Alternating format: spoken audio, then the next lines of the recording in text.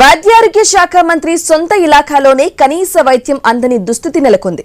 ఓ గర్భిణికి చిన్నపాటి వైద్యం అందించడానికి ఏరియా ఆసుపత్రి నుంచి జిల్లా ఆసుపత్రికి, జిల్లా ఆసుపత్రి నుంచి ఏరియా ఆసుపత్రికి తిప్పుతున్నారు. చీత్కారాలు, చివాట్లు దీనికి అదనం. ఆమెకు ఉన్న సమస్య వైద్యుల తీరు, ఆసుపత్రిలో ఎదుర్కొన్న సమస్యల గురించి గర్భిణి భవానీతో ఐ న్యూస్ ప్రతినిధి Kranti Kumar face to face. ప్రభుత్వ ఆసుపత్రుల్లోని పరిస్థితులకు దర్పణం పట్టే ఘటన సాక్షాత్తు వైద్యారోగ్య శాఖ మంత్రి సొంత ఇలాకాలోనే జరిగింది. ఓ పాత చిత్రంలో ఉన్నట్టు నేను రాను బిడ్డో సర్కారు దవాఖానకని ఒక ఆమె పాట పాడుతుంది. అప్పుడు ఆ సమయంలో ప్రభుత్వ ఆసుపత్రిలో ఉన్న పరిస్థితులకు వాస్తవ రూపమే ఆ పాట. ఆ తర్వాత గత కొంతకాలంలో ఆసుపత్రులు కొంత మెరుగైనప్పటికీ, ప్రభుత్వ ఆసుపత్రులు ప్రైవేట్ హాస్పిటల్ ధీటుగా సేవలు అందించినప్పటికీ ప్రస్తుతం మళ్ళీ పాత పరిస్థితులు కనిపిస్తున్నాయి. దానికి ఉదాహరణ మనకి జోగిపేటలోని ఒక ఘటన మనకు కనిపిస్తుంది. జోగిపేటలో 100 పడకల ఆసుపత్రి ఉన్న ఒక చిన్న సమస్యని, ఒక గర్భిణికి వచ్చిన చిన్న సమస్యని పరిష్కరించకుండా సంగారెడ్డి జిల్లా కేంద్రంలో ఉన్న జిల్లా ఆసుపత్రికి రెఫర్ చేశారు. అక్కడ జిల్లా ఆసుపత్రి నుంచి మళ్ళీ ఈ చిన్న పనికి ఇక్కడ దాకా రావడం ఏంటని మళ్ళీ తిరిగి వాళ్ళు మళ్ళా జోగిపేట ఆసుపత్రికి పంపించారు. ఈ వైద్యులు అటు ఇటు తిప్పడంలో ఆ గర్భిణి బాధలు పడుతుంది. అసలు ఆమెకు వచ్చిన సమస్య ఏంది, ఆమె బాధ ఏందని తెలుసుకున్నాం. అమ్మ, అసలు మీకున్న సమస్య ఏంది, మీకున్న ప్రాబ్లం ఏంటి? గర్భసంచి కిందకి జారింది అన్నారు. ఇది నాకు 3rd ప్రెగ్నెన్సీ. ఫస్ట్ ఇక్కడనే అయినాయి, నార్మల్ డెలివరీస్ అయినాయి, పర్వాలేదు, మంచిగా చేసారు. ఈసారి కొత్త మేడం వచ్చింది. మొత్తం ఏమనంటే ర్యాష్ గా మాట్లాడుతుంది, లేకపోతే ఆమె చెప్పింది మనం వినాలి, మనం చెప్పింది ఆమె వినది. ఇప్పుడు మీకున్న ఆరోగ్య సమస్య ఏంది, దానికి ఏమన్నారు? నాకైతే గర్భసంచి కిందకి జారింది అన్నారు. దానికి సంగారెడ్డి రాసిరు.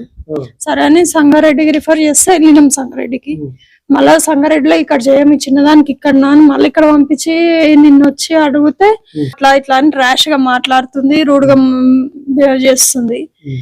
మళ్ళీ రిపోర్టర్స్ ని తీసుకెళ్ళినాం బయట, రిపోర్టర్స్ తెలిసిన వాళ్ళు ఉంటే. ఇప్పుడు మీరు సంగారెడ్డి నుంచి సంగారెడ్డి వాళ్ళు ఇక్కడ పంపించారని చెప్తే ఇక్కడ ఏమన్నది, మరి ఈమె చేస్తా అన్నదా, మళ్ళీ ఏమన్నది? చెయ్య అన్నది. మళ్ళీ సంగారెడ్డికే వెళ్ళమంటారు.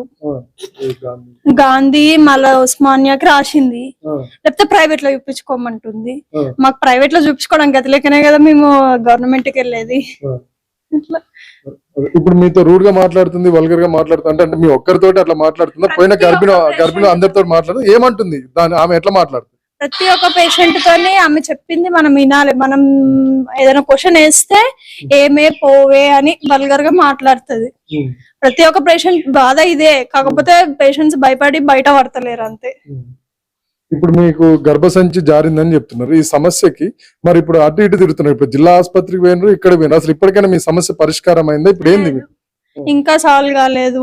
తీరా చూస్తే ప్రైవేట్ లోనే చూపించుకోవాల్సి వస్తుందేమో, అట్లా చేస్తుంది గవర్నమెంట్. మరి చిన్న చిన్న వీటికి కూడా అక్కడ పంపిస్తే మరి ఇక్కడ గవర్నమెంట్ హాస్పిటల్ ఉండి ఎందుకో కూడా తెలుస్తలేదు.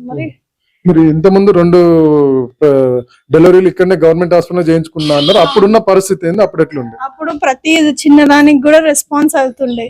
ఇప్పుడు వచ్చేసి చాలా ఏమంటారు, ఏ చిన్న ఎంత పెద్ద ప్రాబ్లం ఉన్నా మనకి చెప్పరు. మళ్ళా పేషెంట్ ఎంబడి ఎవరైనా వస్తే లేడీస్ రానియర్ లోపలికి, ప్రతిదీ పేషెంట్ కే చెప్పాలంటారు. కొంతమంది అది తీసుకోగలితే తీసుకోలేకపోతారు.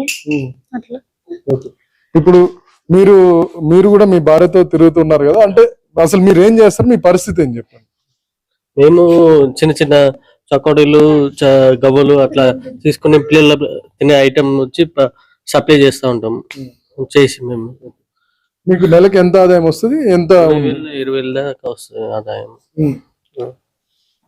మరి ప్రైవేట్ హాస్పిటల్లో చూయించుకునే పరిస్థితి ఉందా? లేదండి, అందుకోసమే గవర్నమెంట్ కి పోయేది.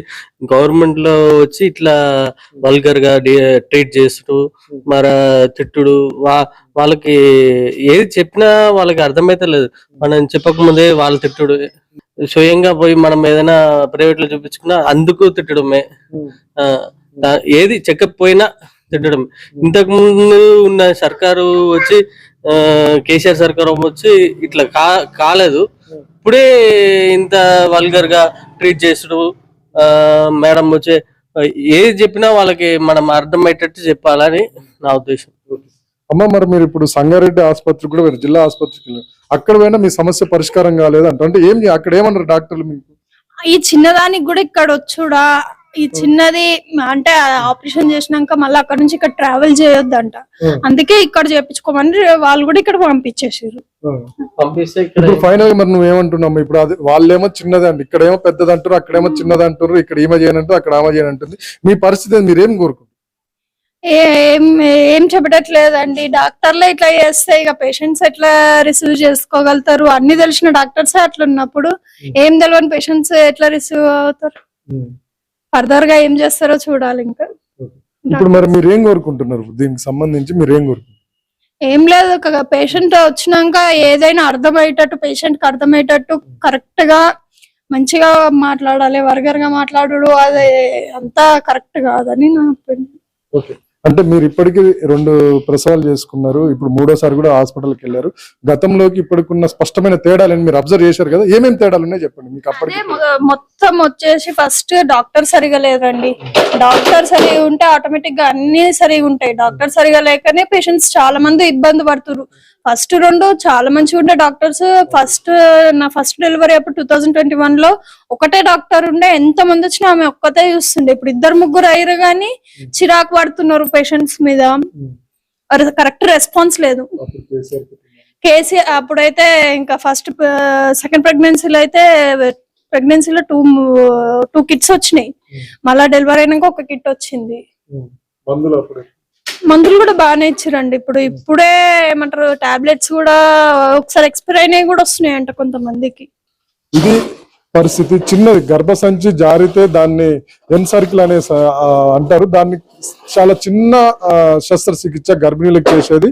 ఆ పని చేయకుండా దాదాపుగా మనకి ఎక్కడ కూడా గైనకాలజిస్ట్ అనే సర్టిఫికేట్ ఇవ్వరు. గైనకాలజిస్ట్ అవే దాంట్లో అది అత్యంత చిన్నది. గైనకాలజిస్ట్ చేసే సేవలలో అది చాలా చిన్నది. అట్లాంటి సేవ కూడా సాక్షాత్తు వైద్య ఆరోగ్య శాఖ మంత్రి సొంత నియోజకవర్గంలో కూడా దక్కని పరిస్థితి కనిపిస్తుంది. మన ముందర ఉన్న గర్భిణీ స్త్రీ ఈ చిన్న దానికోసం ఇటు ఏరియా ఆసుపత్రికి, జిల్లా ఆసుపత్రికి మధ్యన తిరుగుతూ ఉంది. ఇటు డాక్టర్లే చెప్తున్నారు అమ్మాయి చేయించుకొని ఎక్కువ దూరం ప్రయాణించకూడదు అని చెప్తున్నారు. అలాంటి సమయంలో మళ్ళీ గాంధీ హాస్పిటల్కో లేదో ఉస్మానియాకి వెళ్ళమని చెప్పి మళ్ళీ ఇక్కడ ఉన్న డాక్టర్లు చెప్తున్నారు. ఈ ఘటన జరిగి 2-3 రోజులైన వీళ్ళు ఉన్నతాధికారుల దృష్టికి తీసుకెళ్ళినా, ఇతరుల దృష్టికి తీసుకెళ్ళినా కూడా ప్రభుత్వం నుంచి కానీ ఇటు అధికారుల నుంచి కానీ ఎలాంటి స్పందన రాలేదు. ఇప్పటికీ గర్భిణి యొక్క సమస్య మాత్రం ఇంకా పరిష్కరించబడలేదు. ఇది ఇక్కడ ఉన్న పరిస్థితి. కెమెరా పర్సన్ మహేష్ తో క్రాంతి కుమార్, ఐ న్యూస్.